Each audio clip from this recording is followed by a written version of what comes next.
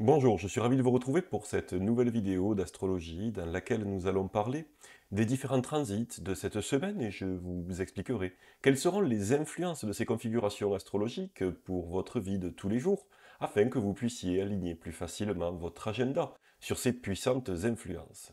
Mais avant toute chose, puisqu'il s'agit de la première vidéo de cette année 2025, je tenais à vous souhaiter mes meilleurs vœux, tout d'abord de santé, de joie, de bonheur et de réussite pour les 12 mois qui viennent. D'ailleurs, vous pouvez utiliser notamment chaque semaine ces informations que je partage avec vous pour vous faciliter la vie parce que vous le savez certainement, euh, ma façon de voir l'astrologie, eh bien, c'est un petit peu comme une rivière avec un courant.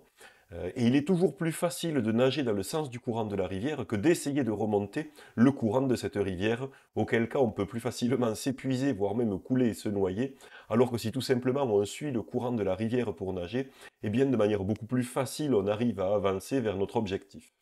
L'astrologie c'est la même chose, on a des courants astrologiques à court, moyen, long terme, des courants généraux qui s'appliquent à tout un chacun, et des courants plus personnels qui vont s'appliquer à chaque individu au travers de son thème astral, et notamment des transits, des révolutions solaires, des révolutions lunaires, et de plein d'autres techniques d'astrologie prédictive qui vont nous permettre en fait d'anticiper, de comprendre et de prévoir quelles seront les influences avec lesquelles on aura à composer. Et en comprenant, en anticipant ces influences, eh bien on va avoir la possibilité d'aligner notre agenda pour aller dans le sens du courant astral et donc se faciliter la vie, au lieu d'aller à l'inverse de ce courant, et peut-être dans ce cas de s'épuiser, de se fatiguer, et pour finalement abandonner avant d'atteindre notre objectif. C'est bien dans ce cadre-là que je partage avec vous toutes ces informations astrologiques et puis aussi pour parler ensemble de notre passion commune qu'est l'astrologie, pour peut-être vous aider aussi à progresser et à apprendre chaque semaine, sans vous en rendre compte, de nouveaux éléments, de nouvelles méthodes, de nouvelles techniques qui vous aideront à votre tour à mieux comprendre les influences astrologiques et même mieux comprendre les cartes du ciel et les thèmes astraux que vous serez à même d'analyser par la suite. Alors, cette semaine, nous allons parler tout d'abord de Mercure qui entrera ici, vous le voyez, dans le signe du Sagittaire très bientôt. Nous parlerons également de la Lune qui entrera en conjonction avec le nœud lunaire nord. Et nous reviendrons également sur la Lune qui transitera le signe du Verseau, le signe des Poissons, le signe du Bélier, et ensuite le signe du Taureau. La Lune sera croissante, c'est-à-dire qu'elle favorisera le démarrage et l'expansion des activités que vous débuterez sous ses influences. Vous allez donc pouvoir profiter de ces transits pour démarrer de nouveaux projets et mettre en place de nouvelles actions qui seront soutenues, encore une fois, par les influences de la Lune croissante. Cette semaine, vous allez pouvoir bénéficier de trois créneaux particulièrement favorables. Tout d'abord, à partir de ce vendredi 3 janvier à 7h49 du matin, jusqu'au samedi 4 janvier à 4h13 du matin. Ensuite, à partir du dimanche, ce dimanche 5 janvier, entre minuit 45 et 1h31 du matin, on voit ici qu'on a un créneau qui est vraiment très très étroit. Ensuite, la semaine prochaine, à partir du mercredi 8 janvier, à 8h15 du matin jusqu'au vendredi 10 à 4h25, vous allez encore une fois pouvoir profiter d'un créneau durant lequel la Lune n'appliquera aucun aspect dissonant, carré ou opposition aux autres planètes du septénaire et il s'agira là donc de créneaux particulièrement intéressants pour utiliser les influences de la Lune croissante dans les signes dans lesquels elle va se trouver pour démarrer des activités en lien justement avec les influences de ce signe, et c'est tout ce que nous allons voir au cours de cette vidéo. On va commencer par le transit de Mercure en Sagittaire, ici, qui débutera le samedi 4 janvier et qui prendra fin le samedi 25 janvier 2025. Vous le voyez. Ici, Mercure débute donc son transit dans le signe du Sagittaire. Le Sagittaire, c'est un signe particulièrement intéressant qui est le domicile de Jupiter et c'est également un signe de feu qui apporte beaucoup de dynamisme, de fougue, de passion dans la manière d'aborder les choses et Jupiter ici va apporter non seulement de l'optimisme, mais également une tendance à voir les choses de manière plus large. Alors on va voir tout ça en détail, puisque ce transit de Mercure, Mercure, vous le savez, c'est la planète de l'esprit, des idées, des pensées, mais également de l'intelligence, de la communication et des échanges. Donc c'est tous ces domaines qui sont gouvernés par Mercure, qui vont être sous l'influence du signe du Sagittaire ici, c'est-à-dire également de son maître, Jupiter. Donc on va avoir une curiosité accrue pour des sujets qui dépassent notre compréhension, notamment liés à la spiritualité, à la religion et à la foi, mais également à la philosophie. Un intérêt également pour les questions liées à la croyance, à la foi, à la religion, à la philosophie, je viens de vous le dire, et à la spiritualité. Jupiter, c'est également une planète qui vous parle de la notion de justice. Donc on va avoir des questionnements d'ordre intellectuel, des pensées qui vont se diriger vers les notions et les idées de justice, mais également d'injustice. L'esprit sera également très optimiste, enthousiaste, très ouvert vers la nouveauté, puisque le signe du Sagittaire, c'est un signe qui vous incite à la découverte, à l'aventure et à la liberté. À la liberté, vous le savez, lorsqu'on parle du Sagittaire, on revient très souvent à cette notion de cadre, vous voyez, dans lequel on vient évoluer. C'est-à-dire que nos pensées, au bout d'un moment, lorsqu'on progresse dans notre vie, au travers des expériences que l'on peut vivre, mais également au travers de notre éducation, de la famille de laquelle on vient, eh bien on finit par évoluer d'un point de vue mental, bien souvent, dans une boîte comme ça, dans la boîte, dans le cadre de nos certitudes, qui nous permet très très facilement eh bien, de réagir à différentes situations, puisqu'il suffit de tirer le tiroir, en fait, qui correspond à l'expérience, à l'éducation, ou à nos mémoires qui correspondent à une situation, pour savoir quoi penser, comment juger et comment réagir. Le signe du Sagittaire, son intérêt, c'est justement qu'il nous permet de sortir de cette boîte en cassant justement chacun de ces côtés de cette boîte dans lesquels on peut enfermer notre esprit, notre mental et notre réflexion. Mercure dans le signe du Sagittaire nous permet donc de penser. C'est une espèce de reframing, c'est-à-dire qui nous permet de penser en dehors du cadre, en dehors de la boîte, en adoptant généralement une pensée, une compréhension, des idées beaucoup plus larges, beaucoup plus élevées, beaucoup plus globales, qui nous permettent même de dépasser, comment dire, les limitations de notre petit mental, qui a une tendance à nous amener véritablement sur un sens des détails exacerbé, mais également qui a une tendance à nous pousser à juger plutôt qu'à comprendre. Ce petit mental qui nous pousse également vers peut-être les querelles de voisinage, vers tout ce qui peut être un petit peu petit et qui nous restreint dans notre mode de pensée, qui est associé ici plutôt au signe opposé, les Gémeaux, mais qui correspond à la maison 3, avec ce petit mental justement. Ici, Jupiter, le maître du Sagittaire, qui est également en correspondance avec la maison 9, nous incite à penser encore une fois de manière plus élevée, de manière plus globale et de manière plus large. Ça va donc nous permettre bien évidemment de découvrir de nouveaux domaines intellectuels, spirituels et géographiques pour élargir cette connaissance, cette compréhension que nous avons du monde qui nous entoure. L'intérêt sera également dirigé vers les voyages, vers tout ce qui est lié à l'étranger, y compris, vous le voyez ici, toutes les activités d'import-export, parce que Mercure vous parle d'échanges, de communication, mais également de contrats. Donc, Mercure en Sagittaire favorisera les pensées, les projets, les activités intellectuelles, les échanges en dehors de nos frontières, en lien avec l'étranger, mais également des contrats liés à l'étranger. D'où cette notion ici d'activité d'import-export. Attention pour autant à ne pas agir en dilettante, parce que le signe du Sagittaire, c'est un signe de mode mutable, qui nous incite véritablement à diversifier, à multiplier, avec ce signe de feu qui apporte un tel enthousiasme, une telle énergie, un tel dynamisme qu'il va bien être nécessaire, malgré tout, de canaliser toutes ces belles influences, afin de ne pas penser, parce que ça c'est un des pièges du signe du Sagittaire, quel que soit le signe, la planète qui l'habite, la tendance à penser que l'herbe est toujours plus verte ailleurs. C'est-à-dire qu'on ne va pas chercher à discuter, on ne va pas chercher à comprendre, on va plutôt partir, faire ses valises et partir, aussi bien au sens propre qu'au sens figuré. Parce qu'il ne faut pas oublier que Mercure, ici dans le signe du Sagittaire, eh bien il est en exil, il n'est pas vraiment à l'aise. Encore une fois, parce que le signe du Sagittaire nous incite à réfléchir, à plutôt voir les choses au travers de notre foi, au travers d'une expansion de notre conscience, au travers de grands principes philosophiques, spirituels, même religieux, qui dépassent le contexte de Mercure qui nous parle, encore une fois, du mental. Mercure en Sagittaire nous pousse donc, nous incite donc, et nous donne même pour mission, au cours de ces semaines de transit dans le signe du Sagittaire, de quitter ce petit mental pour élargir véritablement, notre compréhension du monde, mais également pour élargir nos échanges, nos communications, sortir peut-être également de notre petit cercle de connaissances, sortir de notre petit cercle d'amis, pour aller vers l'autre, celui qui est différent, parce que cet enrichissement lié au signe du Sagittaire, cette capacité à voir de manière plus élevée, de manière plus large, de manière plus globale, eh bien nous l'avons lorsque nous côtoyons, lorsque nous fréquentons et lorsque nous échangeons avec des personnes qui dépassent notre cercle d'amis, notre cercle de connaissances. Donc tout l'intérêt ici va être peut-être de parler avec des gens qui sont radicalement différents de nous, qui pensent différemment de nous.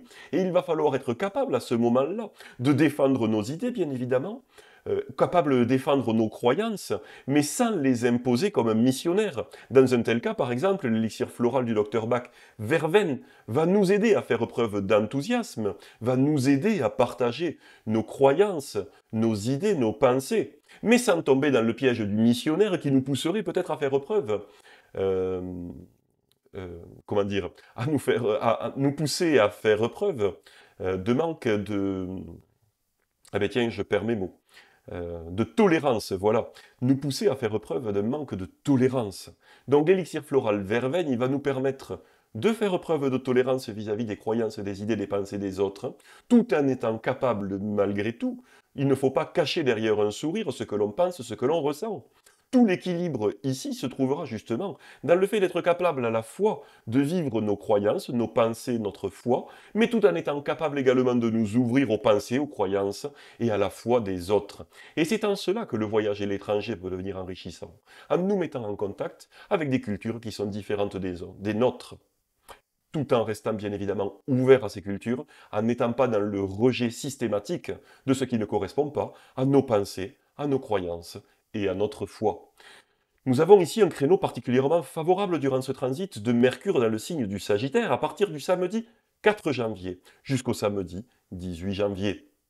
Nous allons maintenant parler de la conjonction entre la Lune ici et le nœud lunaire nord.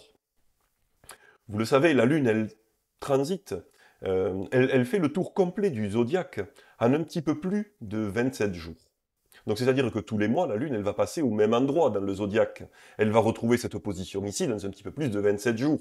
Les nœuds lunaires ici, nœud lunaire nord et nœud lunaire sud, qui sont toujours diamétralement opposés dans le thème astral, toujours à 360 degrés, à 180 degrés l'un de l'autre. C'est le principe de l'opposition. Eh bien eux, ils se déplacent beaucoup plus lentement. Ils se déplacent en un peu plus de 18 ans.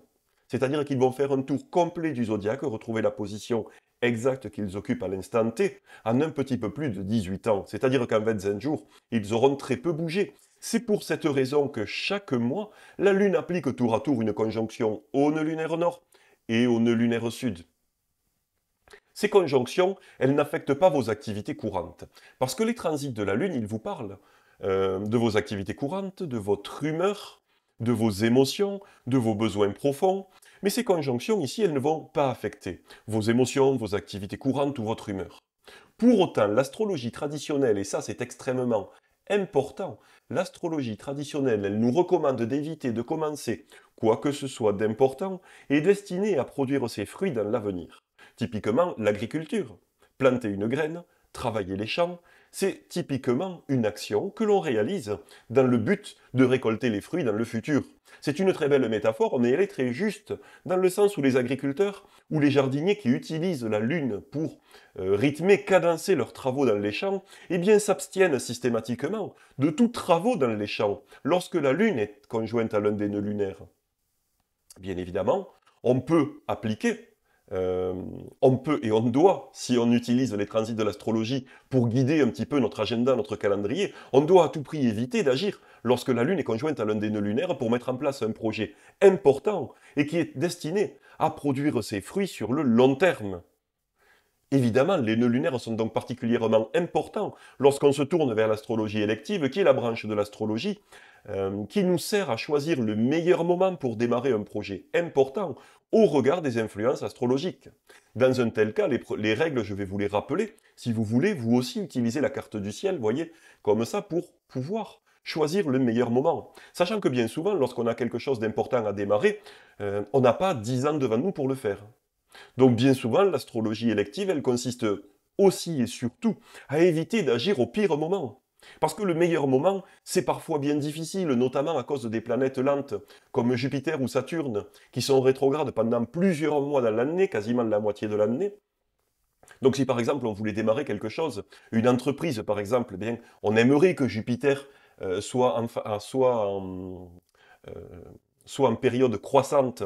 On aimerait éviter que Jupiter soit rétrograde. C'est pas top. Mais le problème, c'est que Jupiter, il est rétrograde de manière consécutive, quasiment 6 mois dans l'année.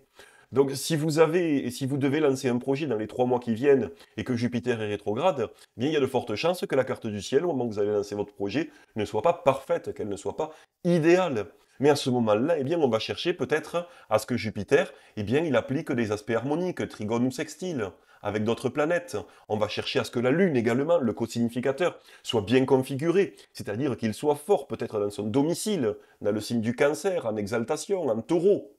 Mais également que la Lune applique aussi sextile ou trigone à d'autres planètes au bénéfique, par exemple Jupiter, mais également Vénus qui est une planète bénéfique. On va éviter que la Lune soit en chute peut-être en Scorpion ou qu'elle soit en exil en Capricorne. On va éviter surtout que la Lune applique des carrés ou des oppositions. Ça, on va venir l'éviter, surtout aux planètes maléfiques, Saturne ou Mars. On va chercher à éviter cela. Vous avez plusieurs vidéos sur ma chaîne YouTube dans lesquelles je partage avec vous des méthodes comme ça pour utiliser à la fois les heures planétaires mais également le calendrier astrologique. D'ailleurs, j'en profite également pour vous dire que le nouveau calendrier astrologique au format papier, Tempus Magis 2025, est disponible. Vous pouvez vous le procurer sur mon site alexandrejoanne.com. Pourquoi est-ce qu'il est intéressant? C'est parce que vous avez tous les transits lunaires de 2025 en astrologie sidérale. Vous avez également, qui sont notés sur ce calendrier, les conjonctions entre la Lune et les nœuds lunaires. Et vous avez également les périodes de rétrogradation des planètes rapides, Mercure, Vénus et Mars. Évidemment, les phases lunaires, pleine lune et nouvelle lune.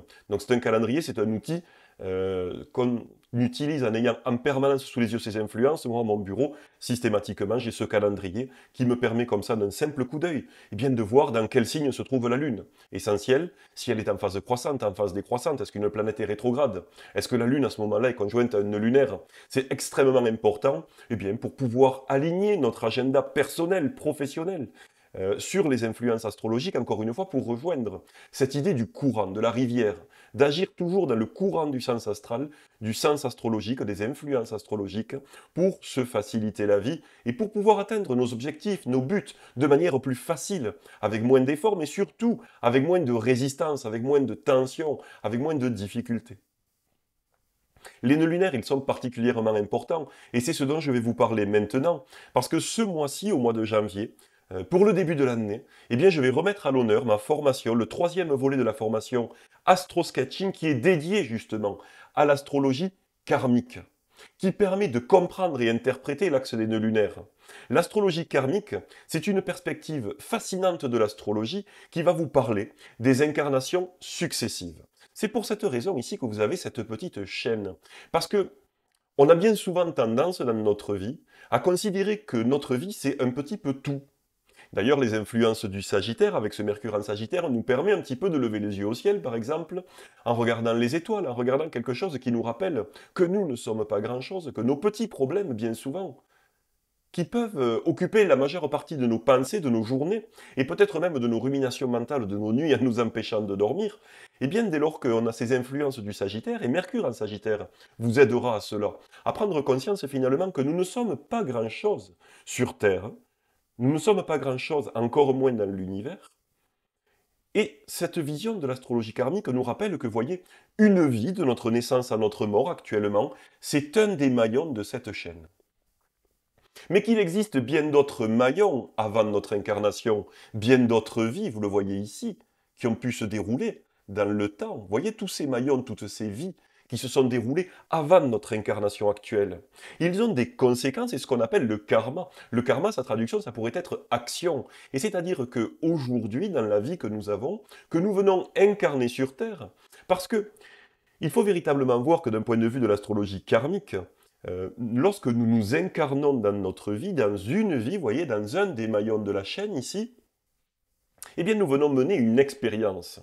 Parce que c'est ce que je vous explique dans cette formation essentielle pour comprendre l'astrologie karmique, pour comprendre ce que nous sommes venus faire sur cette terre, ce que nous sommes venus faire dans cette vie, entre le moment de notre naissance et le moment de notre mort. Quelle est notre mission? Eh bien, c'est l'astrologie karmique, et notamment au travers de l'analyse de l'axe des nœuds lunaires, en signe, en maison, mais également au travers des aspects des nœuds lunaires et des régents karmiques.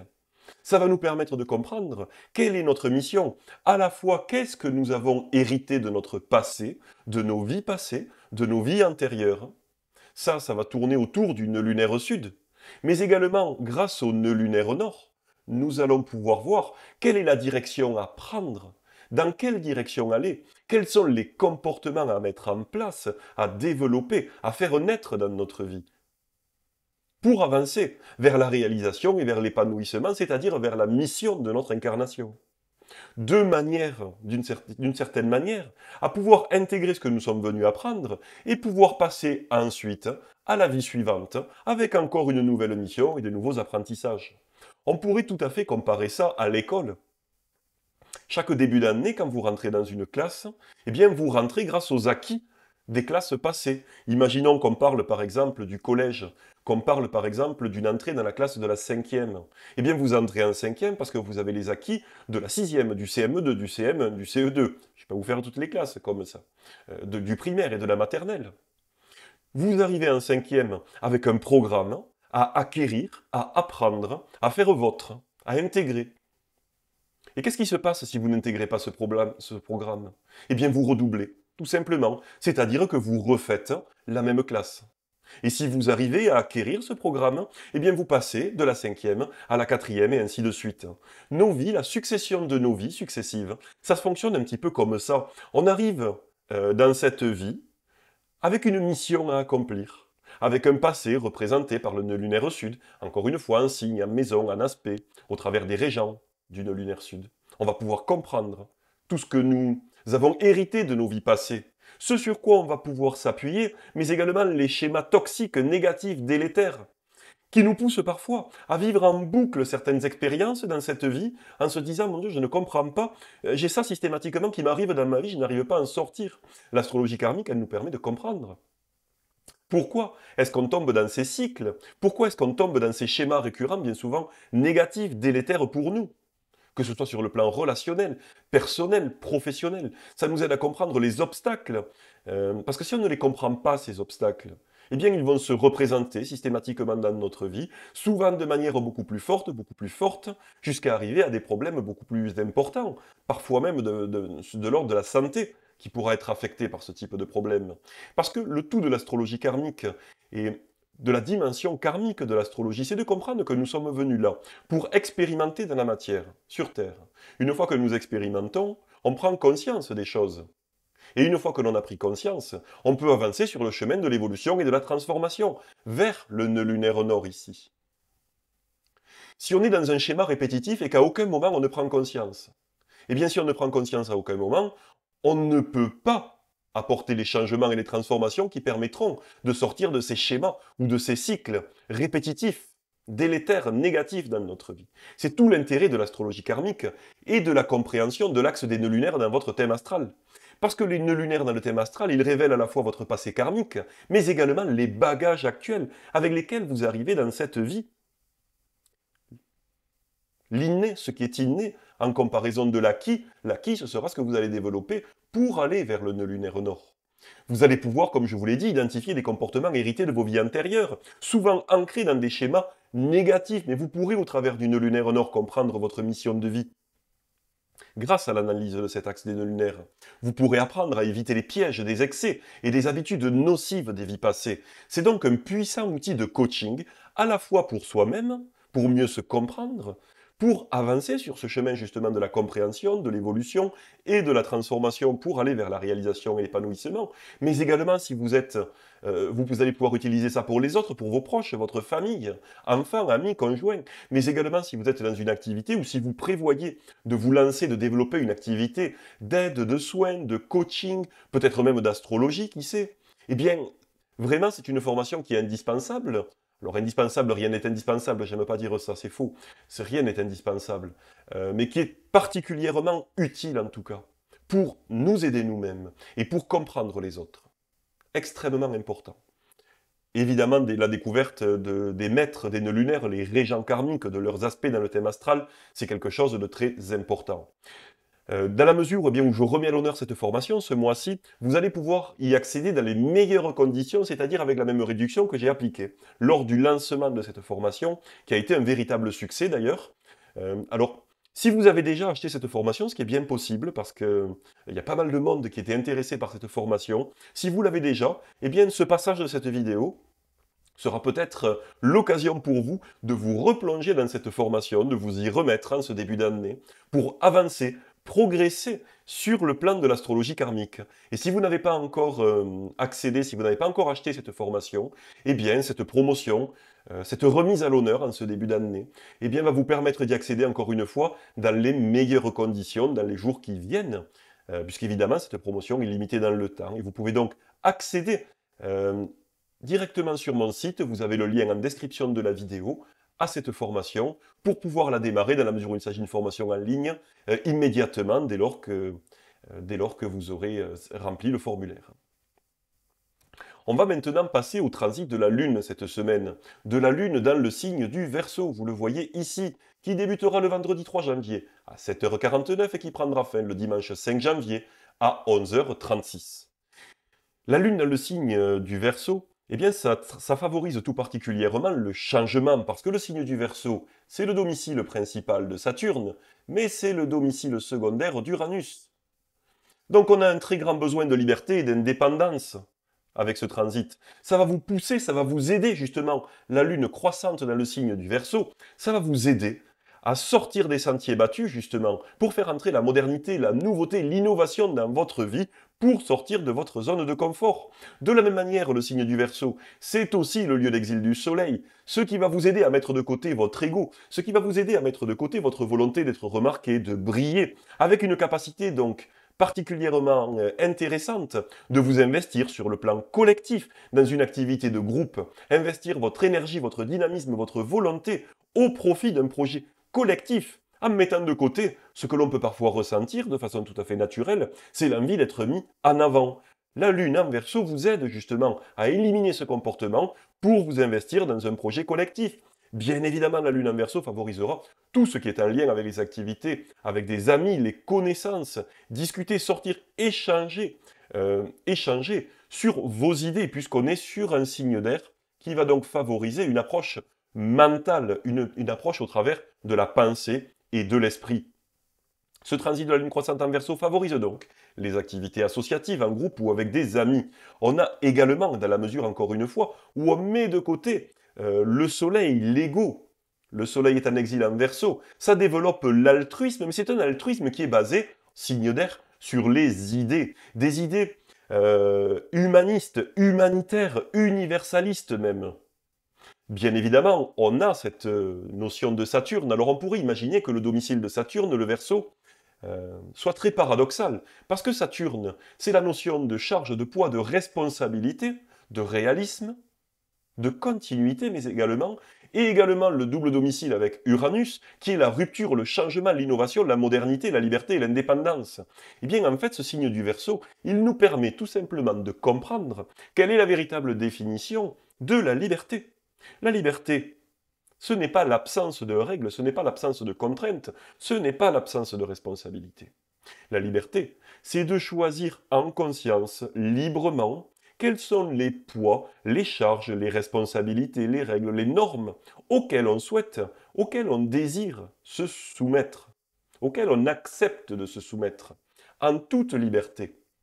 Une fois que l'on a fait le choix des responsabilités, des normes, des règles auxquelles on souhaite, on accepte de se soumettre, toutes les influences de Saturne sont là pour nous permettre d'avancer avec engagement, responsabilité, continuité, patience, persévérance, dans la poursuite et dans ce cadre que nous avons délibérément et en conscience nous-mêmes fixé pour nous-mêmes.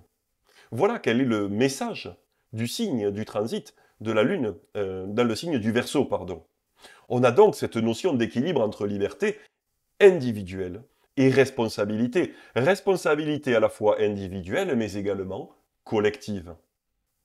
Ce transit de la lune croissante vous permettra donc de faire entrer la nouveauté dans votre vie, de mettre en place, je vous l'ai dit, des responsabilités, des choix, des règles, des valeurs auxquelles vous allez accepter de vous astreindre, de vous soumettre, et vous allez ainsi pouvoir déterminer, créer votre propre espace de liberté dans lequel vous allez pouvoir évoluer. Encore une fois, en faisant entrer la modernité dans votre vie, tout en vous basant sur ces valeurs humaines, humanitaires, très très importantes.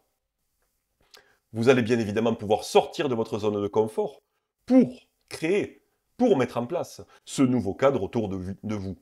Avec ce transit de la Lune en Verseau, vous avez deux périodes favorables. Tout d'abord à partir du vendredi 3 janvier, à 7h49 jusqu'à samedi à 4h13. Ensuite, un créneau plus faible, plus étroit plutôt, dimanche 5 janvier, entre minuit 45 et 1h31 du matin.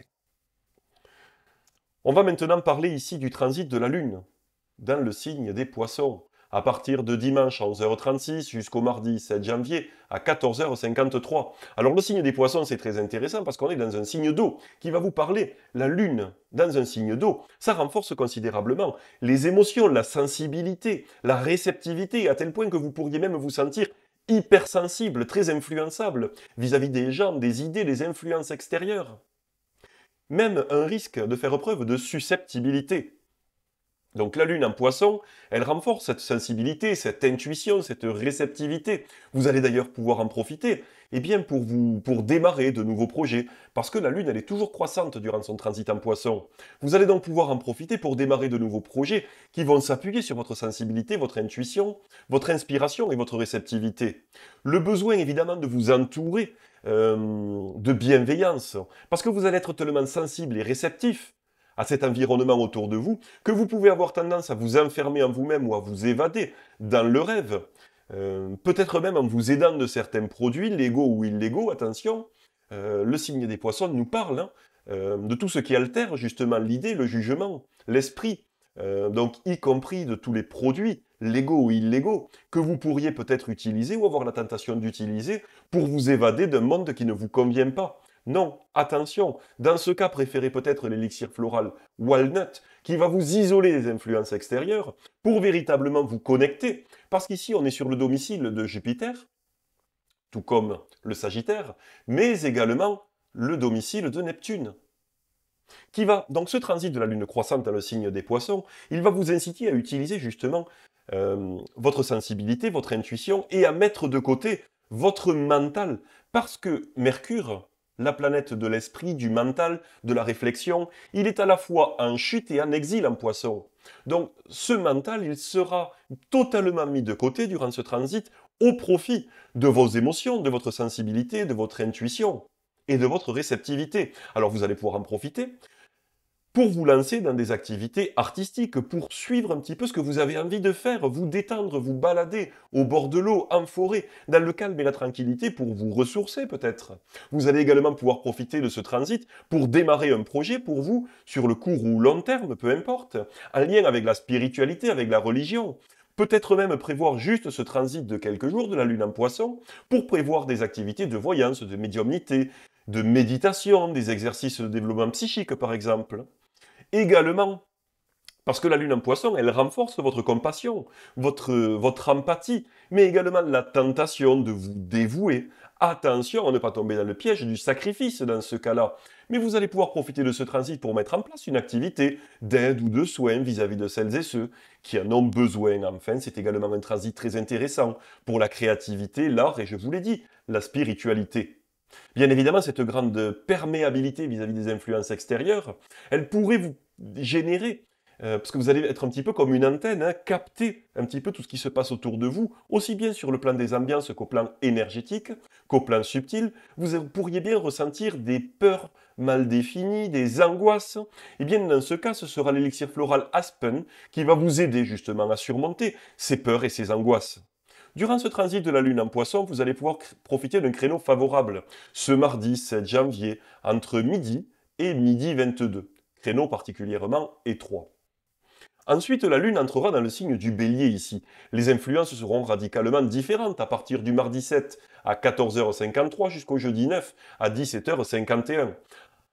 Là, on rentre dans un signe de feu qui est le domicile de Mars. Donc vous le voyez, intensité, dynamisme, fougue, passion, courage, ce sont les mots-clés associés à ce transit de la Lune dans le signe du Bélier. La Lune sera d'ailleurs toujours croissante. Donc vous allez pouvoir profiter de ce transit pour dépasser vos peurs qui vous empêchaient peut-être dans le passé d'affronter certaines situations ou de passer à l'action. Quoi qu'il en soit, le transit de la Lune croissante en Bélier, elle développe un profond besoin d'action, de mouvement. Les émotions sont particulièrement vives et passionnées. Attention donc à ne pas agir pour de mauvaises raisons, en vous basant sur votre imagination, qui sera sous le feu quelque part, du maître du Bélier, Mars. Extrêmement intéressant, sachant que Mars, ici, en plus, le maître du Bélier, se trouve dans le Cancer, qui est, précisément, le maître de la Lune. Donc on a ici une configuration particulièrement intéressante, d'autant plus que ces deux planètes sont en carré. Donc on a vraiment une influence ici des émotions, de la sensibilité, du cadre dans lequel on évolue, mais également de vos mémoires sur vos décisions et vos actions. Attention ici, à ne pas tomber dans ce piège, d'agir en vous laissant gouverner par vos émotions qui sont enflammées par ce transit. Un besoin d'expression directe et spontanée, attention également à ne pas tomber dans le piège, puisque le bélier, c'est le lieu d'exil de Vénus. Donc, les influences du bélier, le tact, la diplomatie, la douceur dans les échanges, il n'y en a pas, ou très peu. Donc attention à ne pas tomber dans le piège qui consisterait à brusquer les gens autour de vous, même dans votre manière de prendre l'ascendant, de commander, de diriger. Dans ce cas, c'est l'élixir floral vine qui vous aidera à plutôt inspirer et guider les autres de manière saine et positive plutôt que d'agir comme un tyran ou en écrasant les autres. Bien évidemment, le transit de la Lune en bélier renforce le besoin de liberté et d'indépendance en vous poussant à vous libérer des contraintes et des routines qui ne vous conviennent plus, qui vous aideront à agir, puisque le bélier, c'est le lieu de chute de Saturne. euh, on va avoir ici des influences qui vont vous pousser à agir avec courage, intensité, détermination, mais sur le court terme en mettant en place des actions, coups de poing destinés à faire bouger les lignes, mais attention également à ne pas tomber dans le piège de l'inconséquence, d'ignorer les éventuels effets, les conséquences de vos actions sur le moyen ou le long terme. Bien sûr, ce transit vous incite à agir par vous-même et pour vous-même, en favorisant, je viens de vous le dire, des actions rapides et intenses. Pour éviter de tomber dans ces pièges, vous pouvez par exemple chercher comment canaliser ces énergies puissantes, ce dynamisme, au travers d'activités positives, soit en utilisant le courage et la détermination, le dynamisme, pour avancer dans votre vie personnelle ou professionnelle, sans pour autant brusquer les autres, je vous l'ai dit, mais également peut-être en mettant en place également des activités sportives intenses, qui vous aideront à canaliser cette grande énergie pour ne pas tomber dans le piège qui consiste à agir de manière impulsive ou sous le coup de l'impatience, ou sous le coup de vos émotions, on l'a vu ici, avec le maître de la Lune, qui se trouve en bélier, Mars, qui se trouve lui-même ici, en cancer, qui est le domicile de la Lune. La période positive durant ce transit à partir de mercredi à 8h15 jusqu'à jeudi à 17h51, pour profiter encore une fois de ce courage, de ce dynamisme, de cette volonté pour agir pour vous-même et par vous-même. Enfin, on va maintenant parler ici du transit de la Lune dans le signe du Taureau qui débutera jeudi 9 à 17h51 et qui prendra fin le samedi 11 à 21h01. Alors nous avons ici un créneau, ça on en parlera à la fin des créneaux favorables, mais ce transit sera particulièrement intéressant parce que la Lune, elle est en exaltation dans le signe du Taureau. Le signe du Taureau, c'est le domicile de Vénus. Pour comprendre les influences d'un signe, on n'a pas besoin des saisons. Ça, les saisons, c'est quelque chose qui vient de l'astrologie tropicale, qui n'est d'ailleurs pas conforme à la réalité astronomique observable. Vous le savez, moi je vous parle d'astrologie sidérale, c'est-à-dire de l'astrologie qui est conforme à ce que vous pouvez observer lorsque vous levez les yeux dans le ciel. Si vous voyez que la Lune se trouve dans la constellation du Taureau, la carte du ciel en astrologie sidérale, l'astrologie que je pratique et que je partage avec vous, eh bien, vous verrez que dans la carte du ciel, la Lune se trouvera dans le signe du Taureau. Voilà pourquoi en astrologie sidérale, on ne va pas chercher des explications dans les saisons, début de saison, fin de saison, ceci, cela. Non, les influences d'un signe dépendent avant tout, au travers des lois des correspondances et des analogies, du domicile. Par exemple, on va prendre ici le taureau. Le domicile du taureau, c'est Vénus. Vénus est dans son domicile dans le signe du taureau. C'est le lieu d'exaltation de la Lune. Le taureau, c'est un signe de mode fixe. C'est un signe de terre, et c'est donc un signe de polarité négative. C'est le lieu d'exil de Mars. Voilà. Avec ça, avec ces éléments, on a déjà à peu près tout ce qu'il nous faut pour comprendre comment interpréter le signe du taureau, pour comprendre, pour connaître de manière intime les influences du signe du taureau. Dans la mesure où on parle de la Lune, qui nous parle de nos besoins profonds, de nos émotions, de notre sensibilité, mais également de ce qui est favorisé dans nos activités courantes et de notre humeur, eh bien on va pouvoir l'appliquer. On a donc un profond besoin lorsque la Lune transite dans le signe du Taureau, vu qu'elle est en exaltation, le besoin est renforcé, un besoin profond de stabilité et de sécurité. Le mode fixe, une orientation vers des sujets terre à terre, pratiques, pragmatiques, concrets. On est sur un signe de terre. Vous allez pouvoir donc en profiter pour profiter des plaisirs simples de la vie, au travers d'une connexion physique au monde, au travers de vos cinq sens.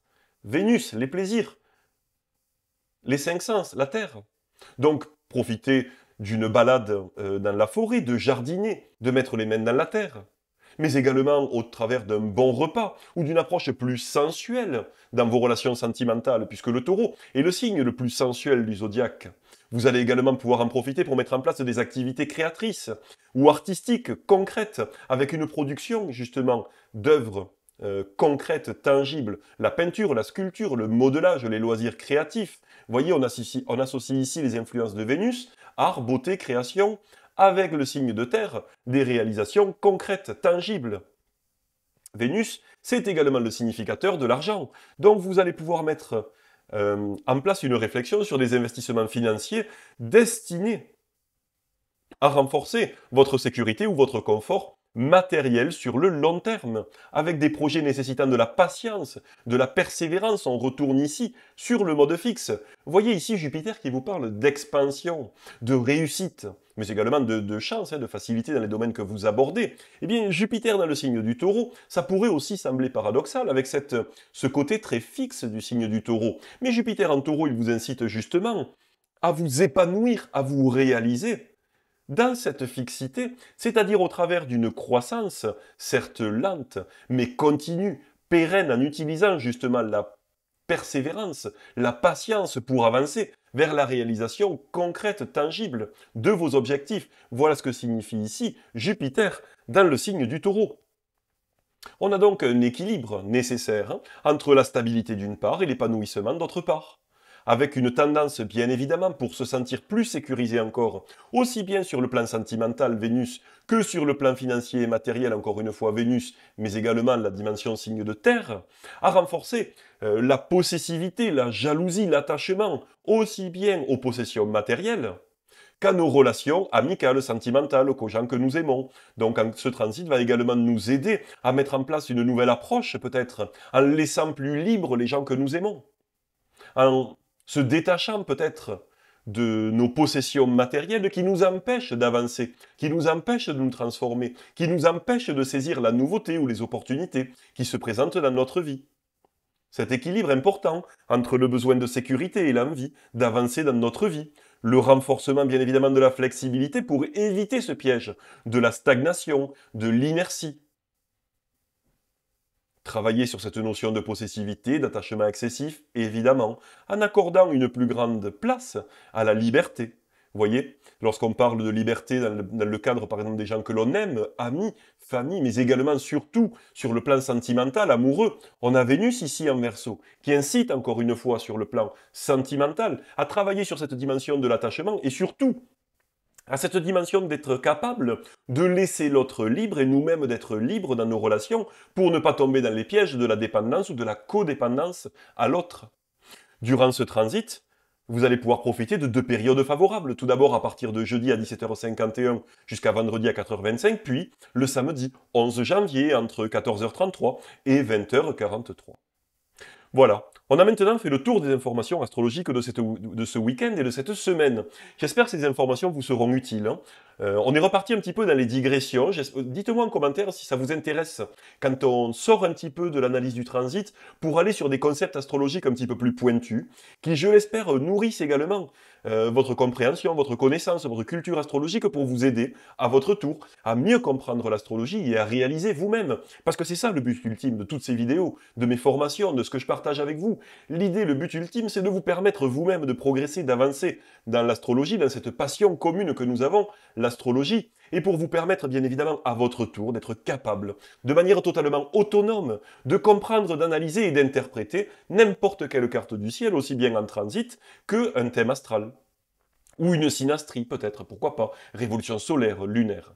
Dites-moi en commentaire si vous appréciez ces petites digressions où justement on parle d'astrologie ensemble, ou si vous préférez qu'on s'en tienne strictement à l'analyse des transits pour être un petit peu plus factuel sur les prévisions astrologiques des jours à venir. Voilà, écoutez, je profite de cette fin de vidéo encore une fois pour vous souhaiter mes meilleurs vœux pour cette année.